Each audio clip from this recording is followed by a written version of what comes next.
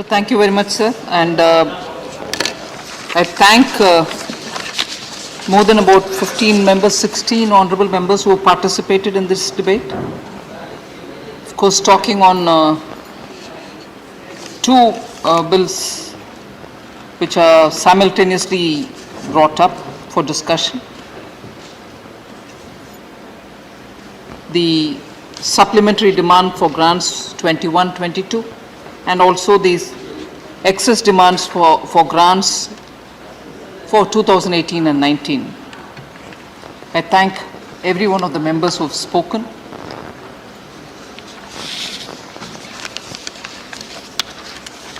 Quite a few points which are part of the supplementary demands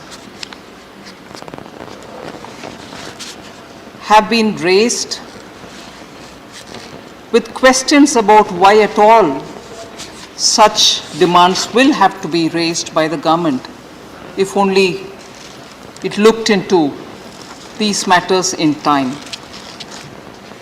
This was raised by a few members, particularly on the excess demand for 18 and 19, which has been brought here now. I would like to take a minute to explain as to why the excess demand for grants pertaining to 2018 and 19 is coming in now in 2022. I quite appreciate the concern of the honorable members, particularly when it comes to the question of utilizing public money. And if there is a delay in coming and seeking approval of the House, it's only natural that members will raise concern about it. And I'm here, duty bound, surely, to answer and remove any apprehension that may be in the minds of the honorable members. I would first of all like to say, although it is coming in for approval for the excess that has been used in 18 and 19, there has not been any delay in coming here. It is, of course, related to 2018-19. But why has it come now here?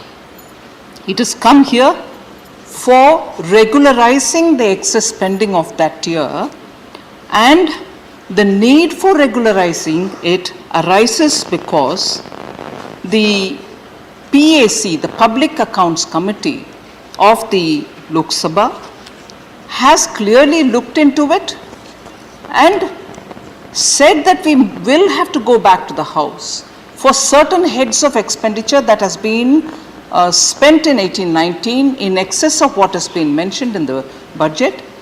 And although it has been picked up, the PAC felt it has to go back to the House to get regularized, in the sense it should be again looked into by the House and then given that regularization and approval. And therefore we brought it. And when did that PAC report come to us? The PAC report suggesting that we regularize this, looking at the excess expenditure of 18 and 19, was submitted on 14th December 2021. And on 14th December 2021, when it was submitted, the time given for us to get the regularization, meaning approval again from the House, was up to June 2022. We are in March 2022. They have given us time to get the regularization done by June 2022. And abiding by that suggestion given by the PAC, we have brought that as a supplementary demand for grants to meet that expenditure which is already incurred in 18-19 as a regularization step. And that is why that has come. There has not been any delay. And from December, we have immediately taken and therefore come up with this supplementary demand for that excess expenditure which has been incurred for regularizing it. I just want to highlight the point. And what were those excess which was spent at that time? And if we can very quickly highlight the point, I would strongly believe that the members would appreciate as to why those expenditures were incurred and why, after the PAC having had a look at it and felt that it might be better for us to go to the House to have it regularized. The amount spent were clearly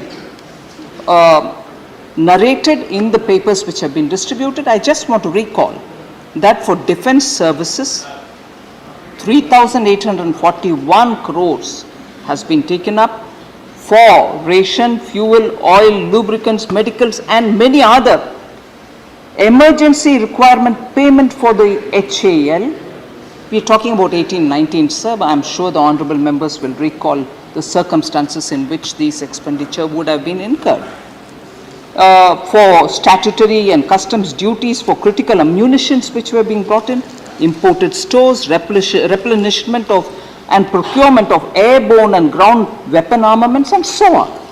So these were not expenditures which were incurred otherwise, but very essential, and therefore it has been brought in.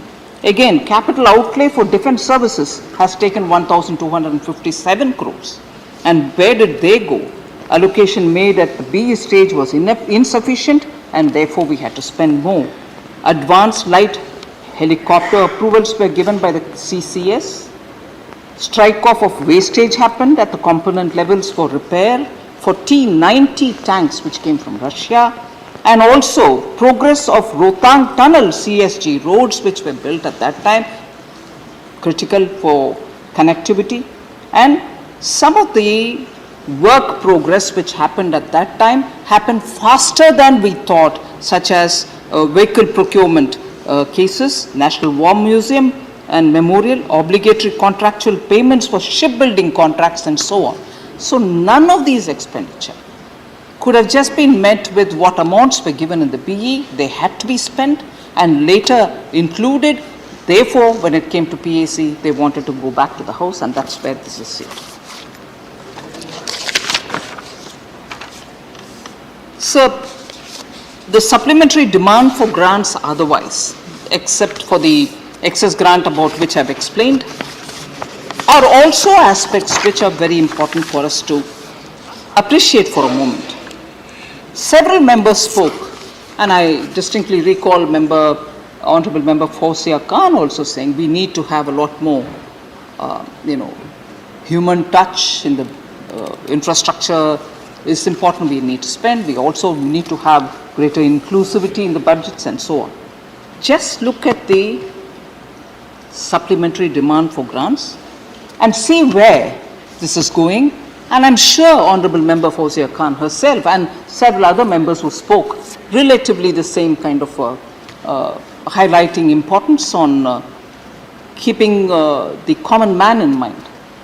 Look at the fertilizer subsidies, sir. 14,902 crores, which is coming through this supplementary demand. Indigenous urea subsidy, 8,270 crore. And the import of urea, last year you would realize that the price of the import of urea had spiked, and we had to import it at that cost nevertheless. And after having imported it at that cost, the government did not push the burden onto the farmers. The entire hike in the imported fertilizers cost has been borne by the government. The farmers have not been made to pay even one extra paisa for the fertilizers that they had to. Sorry, ma'am? Please. I'm highlighting that we've done that, ma'am. Please. So the import of urea, sir, 14,000 crores is included, ma'am, for Honorable Member Fawzia Khan, who felt strongly that you should have the common man's interest in your mind. This is that. Similarly, sir, labor and employment, also a part of the supplementary demand for grants. 10,260 crores, supplementary demand for grants. Where is this going? Contribution and grants in aid general under the scheme for employees pension scheme 1995. It goes for that. Rural development, sir, 9,668 supplementary demand. Fourth item under it. And where does that go?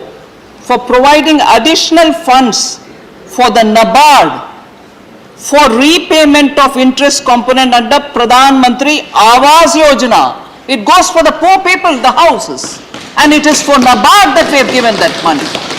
So the supplementary demand for grants is not coming for anything else but to meet the pressing needs of government's schemes which are going for the common people. And therefore, Please. I'm coming for one by one. I'll certainly address CPF. Binay Vishwamji, I will certainly address it. So, then sir, there's a lot of concern, genuine concern, legitimate concern. I am with members when they speak with concern, particularly on the GST compensation fund. Supplementary demand for grants, item number 6, 8,292.75 crores for meeting expenditure on additional transfer to GST compensation fund. Center is moving.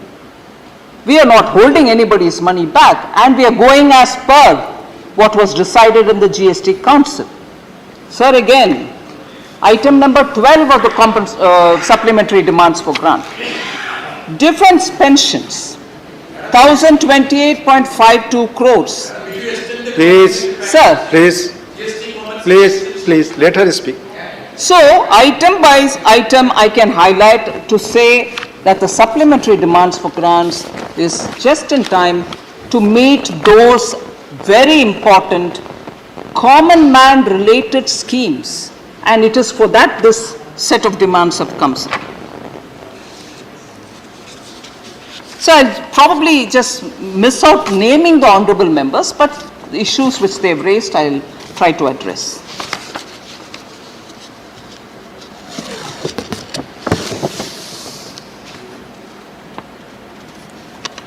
Devolution of funds to the states was a very important part of Honorable Member Shakti Singh Gohil when he spoke about various things. Although we were talking about the supplementary demands for grants, Honorable Member has raised very many larger issues, some of which I would like to respond. Devolution of the state share in central taxes, sir. Just to set the background, I want to lay this. In the RE 2021-22, 7.45 lakh crores have been done. And in 22-23B, 8.17 lakh crores are being projected already for 22-23. The entire RE, revised estimate 21-22, has been released in February to enable states to spend in time. So the entire release for this year, as projected in the RE 21-22, has been released in February. There were some honorable members who also said you should do it in time, otherwise when the states are planning their budget, they won't be in a position to understand how they're going to get. I'm not even indicating to them, I have released it to them, totally. Therefore, Center has no interest, in fact on the contrary, Center has an interest in helping states to get it in time. I take it as my duty, so that at least in these times when states are at the front end getting the economy to revive and also to come out of the pandemic related setbacks, states need the money, and so I have personally supervised once in November to release double the installment within 1 month, and again in February to release double the installment within 1 month, and in February itself clear the entire year's dues to the states so that they can plan for their next year coming. Another important such transfer, sir, which on the basis of what was agreed in the council, is that we borrow the money for paying the compensation because we were not earning as much as we need to pay to the states on the compensation. Transfer to the states based on the back-to-back loan arrangement which was agreed in the council was 1.59 lakh crores. That's already transferred to the states in time every month. Finance Commission grants, and as against the actuals of 1.84 lakh crores in 2020-2021, the outlay provided in 21-22 is 2.11 lakh crore. transfers to states under centrally sponsored scheme 2020-21, 3.08 lakh crore, 21-22, 3.26 lakh crore, 22-23, 3.33 lakh crores. Not decreasing, on the contrary, increasing, and it should increase. But I want to draw the attention of honorable members. Nowhere is the devolution to the states being held back by the center. Central sector seems, sir. Actuals of 2020-21, 16,143 crores, 21-22 RE, 45,123 crores, and B of 22-23, 49,026 crores. So there's no reduction, in fact, timely disbursement. Sir, this one point which I want to seek your permission to say is not at all a part of this supplementary demand for grants. But in the context of GST payments and also this suggestion that no, the center has been not fair about distributing GST compensation, and also raising a matter which has been long settled, solved, about an IGST payment, on which questions were raised by an honorable member. I would like to highlight, sir, point by point, I'd like to say this. Till 2018-19, when a formal system of disbursing, dividing, sharing IGST came into play, that system came into play only in 2018-19. But till before that, the IGST which kept accumulating, in 2017-18, much before the system of per formula distribution of IGST came into play, in 2017-18, by the end of that year itself, 1.76 lakh crores had accumulated under the IGST. This is not a matter which is pending now. I'd like to make it clear. But that time when there was no formulation, the GST Council decided that we need to quickly disperse this accumulated amount. Why is it sitting there? Please, can it be divided? So an ad hoc decision was taken by the then council to split the amount 50% to the states, and whatever 50-50 arrangement was done. So the amount should be distributed, apportioned among states and centers, had happened well before May of 2018, if I remember correct. Then the GST Council, which met, 37th Council, which met in September 2019, spoke about this particular division of IGST and said it has been, ad hoc divided between the states. Can we have some kind of a formulation per that, so that any leftover amount can also go back rightly to the states?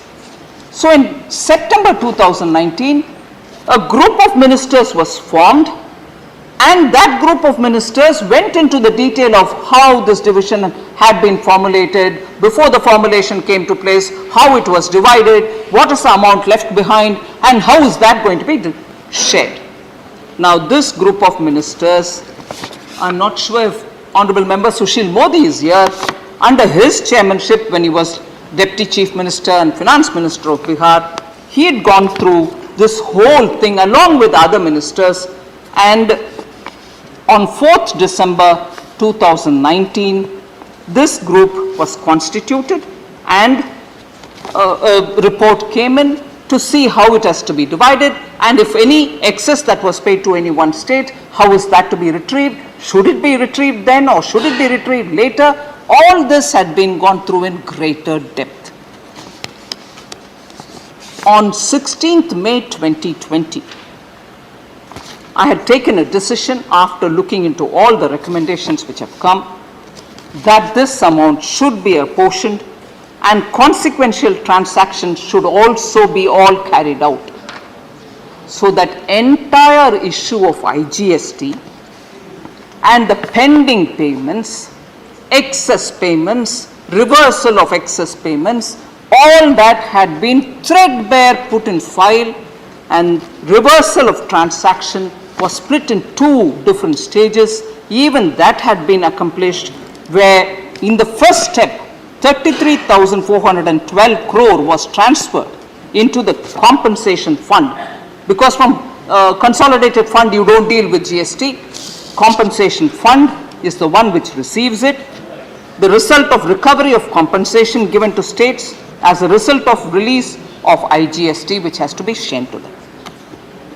In November 2020, sir, another 25,058 crore was released to states as the remaining share of that IGST issue, which was pending for the states. In all, through these 2 releases, central government released 58,470 crores from the Consolidated Fund of India for that transaction of the IGST, which till before 2017 and 18 did not have a formulation, and the GST Council had only ad hoc decided, please split it between the states and centre. That entire episode had been gone through a GOM which had all ministers in it. From the GST Council, a lot of ministers headed by Shri Sushil Modi, and after which, based on the recommendation, that entire episode of IGST pending payments had been cleared well before December of 2020. So I want that to be clearly put on the table, sir, so that members who would want to see it and get more details can get it. So IGST, no more pending amounts. Now everything goes per formula, per month, as it is collected, and there's nothing kept back.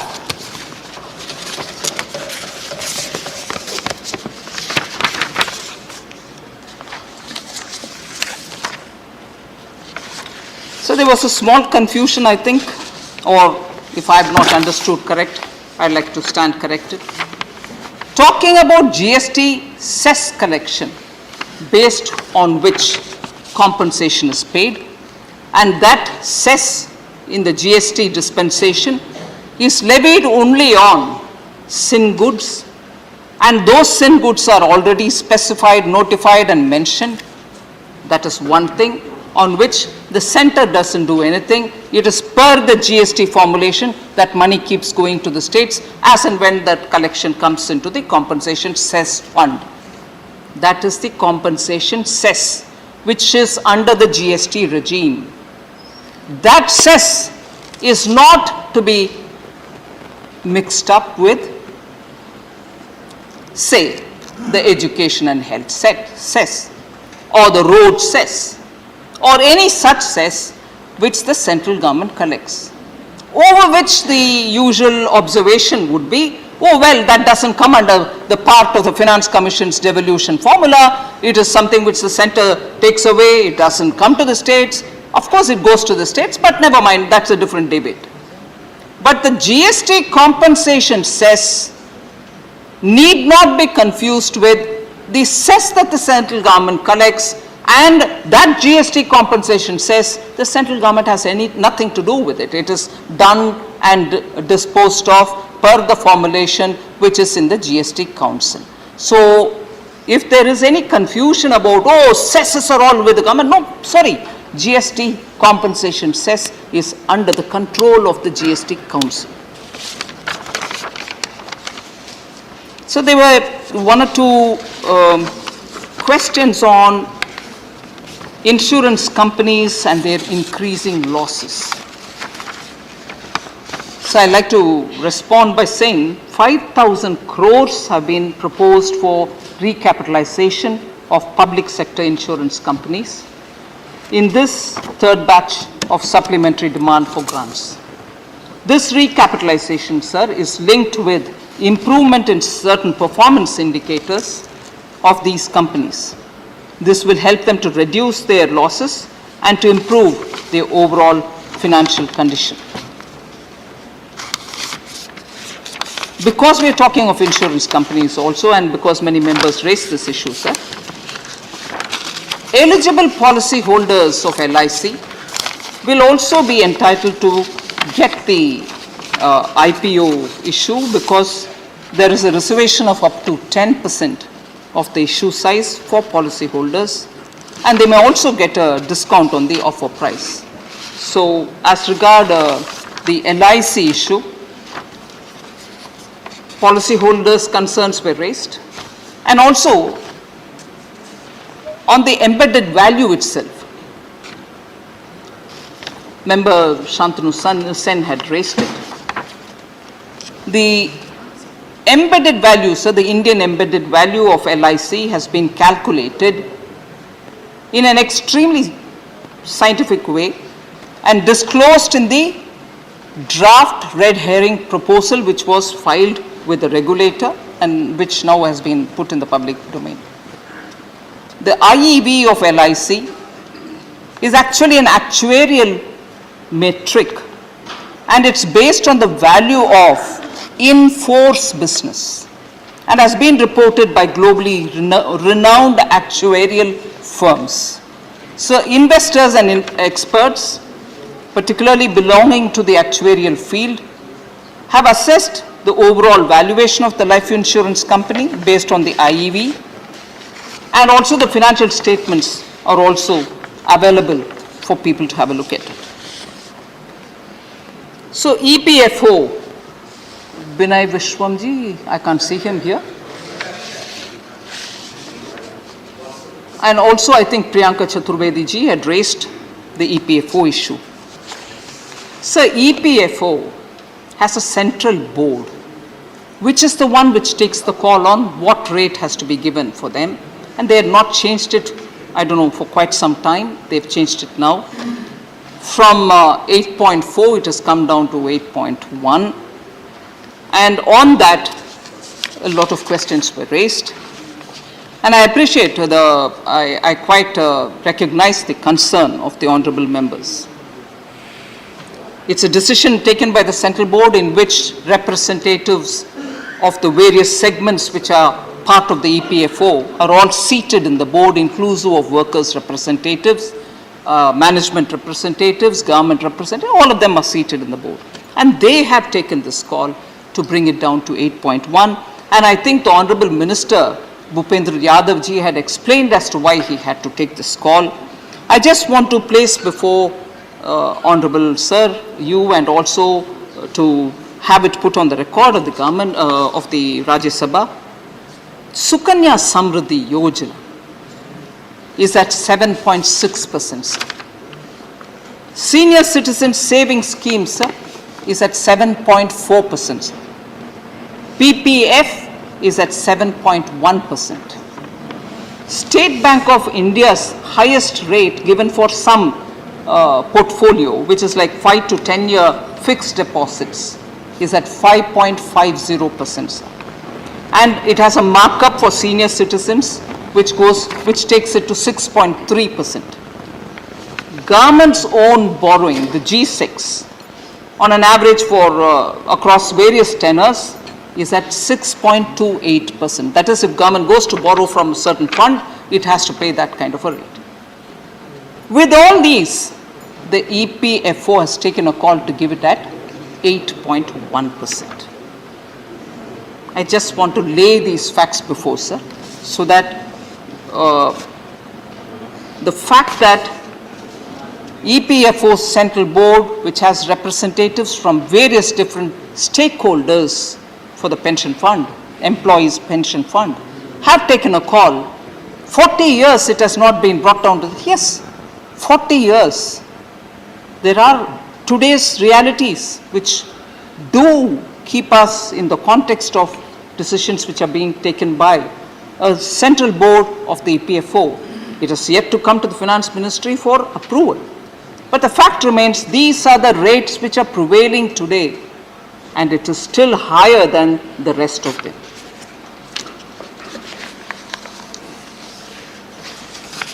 So quite a few members had concern about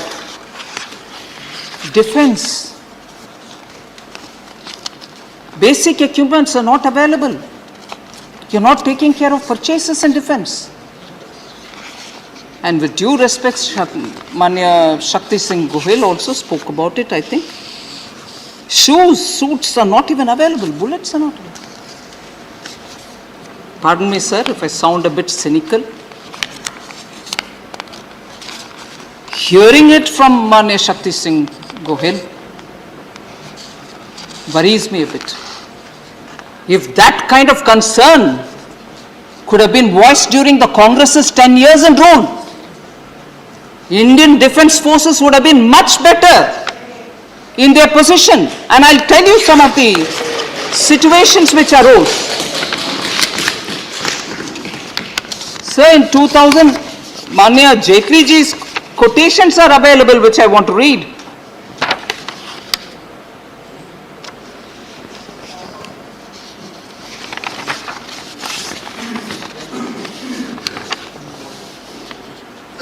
Even the CAG's report, sir, it said no significant improvement in the availability of ammunition. September 2016, talking about an earlier term. So the situation, sir, for our defense forces was so helpless at that time. And I remember myself sitting and looking into the defense procurement in my capacity at that time in Defense Ministry. I distinctly remember in February 2018, the DAC at that time accorded the approval for 41,000 light machine guns of over 3.5 lakh crores urgently to be bought. More importantly, I'll quote Shri Rajnath Singh, who had sometime later made this observation, but it captures the pictures. I'm quoting Shri Rajnath Singh. In 2009, there was a shortage of 3,53,755 bulletproof jackets in the country. But procurement was not done for a long time. A request for proposal for procurement of 1,86,138 bulletproof jackets has been issued in April 2016, and the tender in this regard was allotted to April 9th, 2018 to an Indian buyer. It addresses, unquote, it addresses two things, sir. That we had very quickly ramped up purchases of essentials, inclusive of bulletproof jackets, and I'll give you other examples of what other things were bought also, and also making sure that such essentials for our soldiers are bought from Indian buyers. Atmanirbhar defense, sorry? You want the name of the supplier so that you can accuse me of doing some crony business? Not at all. Vinay Viswamji, please. Vinay Viswamji, please. No, please. Not a please. Kindly please explain us why and what provoked you or prompted you to close down the defense ordnance factories. No, I'm coming to Thank that. you. Don't keep asking me a Thank you. question for which I've already said I'll answer. I'll answer Please. that. I'll answer that. Sir, so for people who are worried about basic essentials for defense, for soldiers, for their guns, for their bulletproof jackets, for the bullets, for the carbines, and even for fighter aircrafts. 10 years of Indian defense history has recorded nil purchases, sir. 10 years were lost. 10 years were lost that after 2014, rapidly we had to buy from pin to aircraft, everything. And I will go on repeating a list of things, sir, which made our defense completely disarmed. And I will repeat this line that Honorable Member Shakti Singh Gohil, with such intensity when he questions me, I would say, I wish he had said this during that set of 10 years, when none of this was done, none of which has been purchased. Oh yes, please. Please. मैं सिर्फ यही request करना चाहता हूं कि आप CAG report जो है, मैंने आपको पैराग्राफ दिया, मैंने आपको चैप्टर दिया, मैंने आपको साल दिया, मेरा कोई एलिगेशन नहीं था. This was the fact bye a independent constitutional audit agency. So kindly reply on those things rather than going here and there blaming previous government, this government. I didn't make any political observation. I raised the concern which was highlighted by the independent constitutional agency, sir. So therefore, the points that we will raise, and when I address it, no, it's not, you can't be talking about some other time. I've asked you a specific point on which you please give me a reply. I'm giving specific points and replies for that. But in defense, sir, nothing arises overnight. The legacy problems are also festering us that we are trying to address that in... Please. Yes, 10 years was even longer time. Yeah. 10 years was even a longer time when nothing was purchased, sir. Let us concede that point. Please. 10 years' procurement is being done in 7 years, will have to be appreciated, sir. Sir, so defense, Honorable Member Priyanka Chaturvedi also felt that defense expenditure, defense allocations have come down. I'd like to just highlight, sir, when we are talking of defense and defense-related allocations, there are 4 broad headings. They are not clubbed into one because the purposes are so drastically different from one another. Civil expenditure for defense, revenue expenditure for defense, capital outlay for defense, and defense pensions. So I'd like to just draw the attention of the Honorable Member that not on any one of those heads in the last 4 years has there been a reduction in the outlays. Instead of reading each one of them, I'll just read 1920 actuals to 22-23, but I'll submit this paper so that the details can be seen by the members. Civil expenditure, sir, 1920 actuals, 16,522, 22-23 BE, 20,100, and the trajectory is only upward going. Defense services revenue 2,07,572, whereas now it is 3,33,000. Capital outlay on defense services, sir, 1,11,000 odd, and now it's 1,52,000 odd. Defense pensions, sir, 1,17,000 odd. Now it's gone 1,19,000 odd, but I will certainly lay this paper therefore on the table so that members can see it. Defense government corporatization, Honorable Member is not here, T.K. Selangovanji. I'd like to say corporatization is not necessarily privatization. Better performance, better functioning, better administration, bring in greater efficiency are one of the things on which the corporatization has happened. Please, I have not even finished my answer. I have not even finished, sir. And there, because it was Sri T.K. Selangovanji coming from Chennai as he does, he is not here now, but I'll take this opportunity to say, the Avadi tank factory, sir, which is the unit which is in Chennai, has been given a 7,523 crore worth order for building 118 Arjun class tanks for the Indian Army only a few months ago. 7,523 crore worth of orders for Chennai Avadi tank factory for building 118 Arjun tanks. Atmanirbhar Indian manufacturer, public sector manufacturer, money is already given, order for 118 tanks. Thank you, So- madam. When he is not here. Please, let her speak. Given, I am thankful for that. Giving so much amount for Kavadi tank factory. Thank you.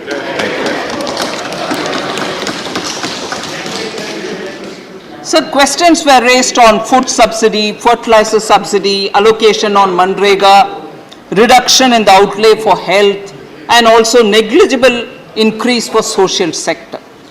So I think this has been answered even during the budget speech. However, I would just like to draw the attention of honorable members. These apprehensions about adverse impact on changes in the outlay are not well founded, sir. Manrega particularly is a demand-driven program. So as and when demand comes in, we do place it. The amount in 21-22 BE, sir, is 73,000 crore. And the actual, meaning the RE, revised estimate for 21-22 is 98,000, much higher than the BE. But the BE this year for 22-23, for the year beginning April 1st, is 73,000 again. So we've not reduced from the BE of last year. Meaning the current running year's BE is exactly the BE we have given for the forthcoming year commencing 1st April. And let me remind you, the RE for this year is already 98,000. Please, Vinay Viswamji. Please, let her speak. Please. Sir, demand driven, demand is there, demand is there, demand is there. Provision is made, provision is made, provision is made whenever there is a demand. Sir, food subsidies, sir. Koi pending nahi hai, sir. I want to please someone, come on, don't keep giving running commentaries, sir. This is going on record and I am not even given a chance to give reply to each one of the running commentaries. Let's be talking on facts. You corner me on facts, I'll give you the reply. If I'm wrong, please hold me responsible. But no point if you keep shifting the milepost. When I've answered one, already a running commentary on a milepost being changed. I'll answer that also, sir. Is this going to be running like this? I'm sorry to have to seek the protection on this. I'm but requesting all the members, please. I'm honestly ready to answer every question, sir. Please. Sir, on the food subsidy, again, concern was raised. Provision under food subsidy, is it coming down? The provision under food subsidy, again, sir, covers the gap between the issue price of the food grains and their economic cost. When there is no change in the issue price of PDS food grains, the question of any adverse impact on beneficiaries does not even arise. Now, food subsidy provisions, sir, 21-22, 2.43 lakh crores. 21-22 again, RE, 2.87 lakh crores. So when the food subsidy is required, more than what was mentioned in BE, we have readily provided without any hesitation. So the additional expenditure of 1 lakh crore has gone under the PM Garib Kalyan Anna Yojana. So Garib Kalyan Anna Yojana started with 2.43 lakh crores. Please, 1 minute. Finance Minister is replying to the demand for grants appropriation bill. I propose that we may extend the sitting of the House till her reply is over. जैसा BSc का भी निर्णय था, सदन की सहमति है, माननीय मंत्री जी की रिप्लाई तक हम बैठ रहे हैं। Please. Thank you, sir. So the food subsidy provision, sir, of 1 lakh, additional 1 lakh crore for the additional expenditure has gone for the Garib Kalyan Anna Yojana scheme, which was under the BE in 21-22, beginning of this financial year, we gave 2.43 lakh crores. In the RE itself, it has gone to 2.87 lakh crores.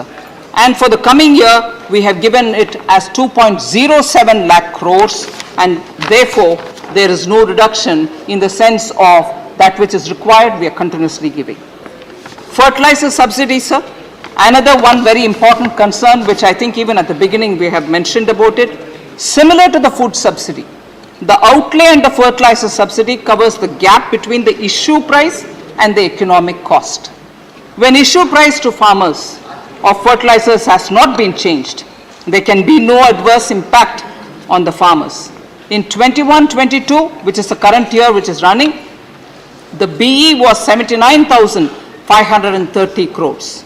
The RE, which is actually even now, has been raised to 1.40 lakh crore due to rising global fertilizer prices, and the input prices are also going up. So the BE 22-23, which is coming budget, we have already given fertilizer subsidy 1.05 lakh crores, which is 31% more than 21-22 BE. One, the last time when the import price went up, we bought it, we made sure that burden is not shifted. This time too, the allocation is 31% more than the last year's allocation. Manrega, I've already explained, sir.